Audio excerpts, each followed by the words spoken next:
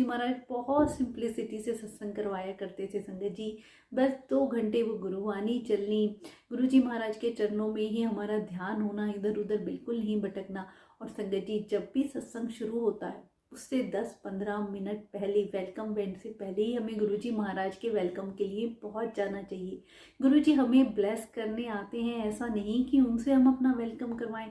कितनी ऐसी संगत देखी है मैंने जो बीच में आती हैं तो बाकी संगत भी डिस्टर्ब होती हैं, और गुरुजी महाराज साक्षात गद्दी पे विराजमान होते हैं और तब हम बाद में आते हैं तो कितना अजीब लगता है कि जो रब हमें ब्लेस करने आए हम उन्हीं के लिए सही टाइम पे भी नहीं पहुंचते हैं। संगत जी हमेशा 10-15 मिनट पहले पहुँचें, गुरुजी महाराज के वेलकम के लिए तैयार रहें, क्योंकि गुरुजी हमें ब्लेस करने आ रहे हैं। संगत जी हम सोचें कि अपनी मर्जी से कुछ करें, हम अपनी चलाएं कि संगत को ये पसंद है तो ये करना है, नहीं संगत जी किसी भी ऐसे दिखावे में नहीं।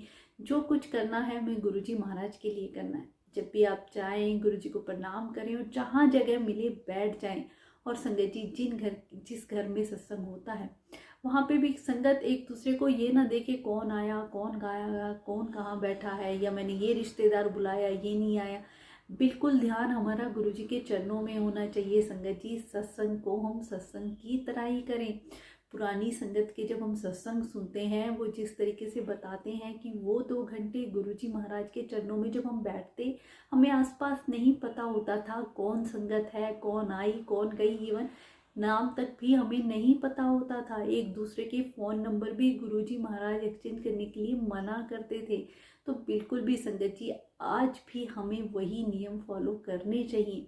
हमें नहीं पता होना चाहिए कि कौन सी संगत आई है, या किसी से हेलो हाय मिले हम नहीं, हम गुरुजी के लिए गए हैं, बस गुरुजी के चरणों में ध्यान लगा ले। संगत जी वो पल इतना कीमती होता है। गुरुजी महाराज खुद कहा करते कि सारे देवी देवता तुम्हें ब्लेस करने आते हैं, पर हम उस भाव से बैठे तो सही। संगत जी हम सोचें कि आज गुरुजी गद्दी पे नहीं है, ऐसा नहीं है, गुरुजी साक्षात वहाँ विराजमान होते हैं। संगत जी हर स्वरूप में गुरुजी हमें सब देख रहे होते हैं। बहुत सी संगत हैं फ़ोन निकाल के वीडियो बनाने लग जाएंगी, फ़ोटो खींचने लग जाएंगे, उनका ध्यान कहीं और ही होता है, बार बार फ़ोन को देखते हैं, समय को देखते हैं। आप इतनी दूर आते हैं गुरुजी महाराज के दर्शन के लिए, जो वक्त निकालते हैं, अगर वो वक्त उस चीज़ में हमने यूज़ ही नहीं करा जिसकी ब्लेसिंग हम लेने आए हैं, तो वहाँ जाने का भी क्या फ़ायदा है। संगत जी उस वक्त केवल गुरुजी के चरणों में ही ध्यान लगाया करो, गुरुजी का ही नाम लिया करो। अगर हमारे मन में कोई विचार भी आए तो गुरुजी के ही आने चाहिए। जब वो गुरुवाणी चलती है उसमें हमें आनंद आ जाए। संगत जी गुरुवाणी के बोल हमें मीठे लगने लगे,